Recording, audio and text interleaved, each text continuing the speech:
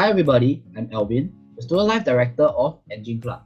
Today I have with me a guest from BumbleBee, the head of BumbleBee himself, Jimmy. Hi Jimmy. Hi Alvin. Okay Jimmy, do give a short introduction about yourself as well as a short description of what BumbleBee does.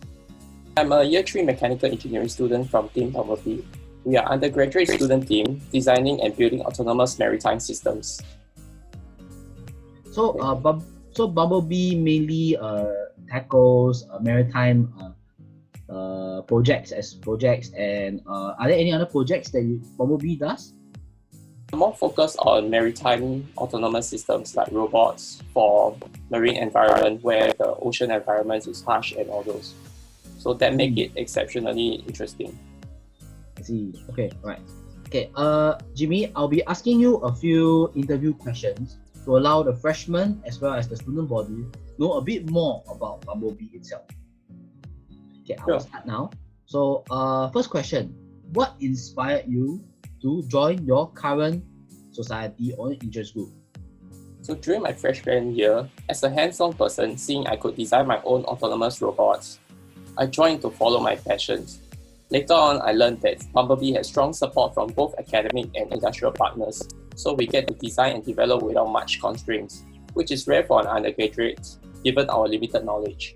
These are kind of things you don't really learn specifically in NUS, so you get to join interest groups like this and then to learn something even further from what you studied. Okay, next question. So, as you mentioned that you have a lot of maritime projects. So, I would like to ask, after joining as the head of your society, what events do you have to plan along with your society members? Okay, so BumbleBee participate in two international competitions, RoboSub at San Diego and RoboX at Hawaii. We are always busy preparing for them, both technical and logistics, as these competitions are on global scales. And they are the demonstration of our months of hard work. We also participate in local innovation conventions to share the general public about marine robotics. For example, InnoFest, an international innovation convention. So we always work around to participate in them and do well in them. I see quite a lot of competitions that your interest group is competing in. So it's quite a challenge for yourself as well to push your limits, to create things that will help benefit this. Yeah. Okay. Next question. So this regards to your personal experience. So are there any interesting or surprising occasions that you have faced that you will consider memorable in your time in your society? The most memorable one would be the final day for the RoboSub competition at San Diego. We did quite well for our semi-final run during the day, but at night before the finals, we noticed our vehicle was all over the place. We spent the entire night troubleshooting and eventually turned out well, but we did not sleep for 40 hours straight, as the final was the very next day, which was a real test of our determination and our hard work. Well, 40 hours, that really shows how much the project means to you all. I mean, it is quite a task to actually spend 40 hours with no sleep just because it's a troubleshoot error in your project. But I think it is the joys of being part of BumbleBee. Now, next question that I'll be asking for the interview is regarding what you have learned during your time in the society itself. So what are some takeaways or skills that you have acquired during your time in BumbleBee?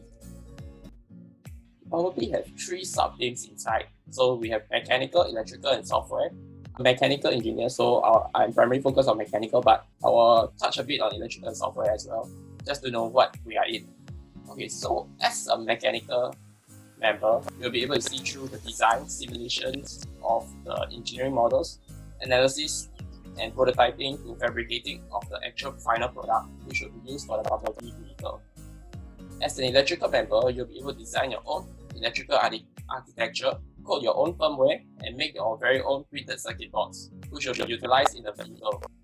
As a software member, you'll be entirely in charge of programming the autonomy of the vehicle, from its control to perception to navigation, to involving machine vision, sensor fusion, machine learning, and many more.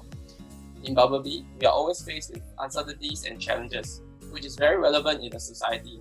Therefore, you will be equipped with all the necessary skills above others if you join us. Sounds like quite a long list of skills that you have acquired, and I believe if any freshman is interested to gather more skills, I believe joining BumbleBee will help benefit them as well in the long run. Okay, now here is the last question of the interview. Do you have any advice you would like to give to the freshmen that is incoming to help diversify their student life in NUS? As an advice, join a club or society that will fit you to complement your time in NUS. Making as much connection as possible, as studying alone will bore you.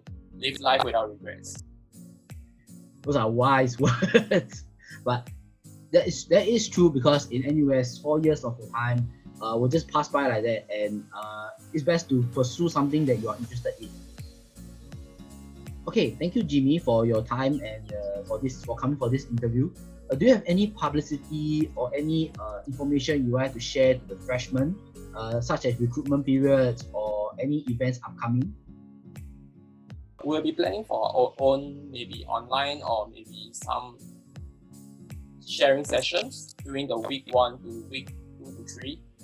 We are still deciding, but you can check out for more information on our BumbleBee website and Facebook page. We also have a Gmail account where you can just email to send any questions if you have any. Okay, I will indicate their social media links, their Gmail, their Instagram, their website, all below here. So you all can take a look and check out some of the projects and things that BumbleBee has in store for you.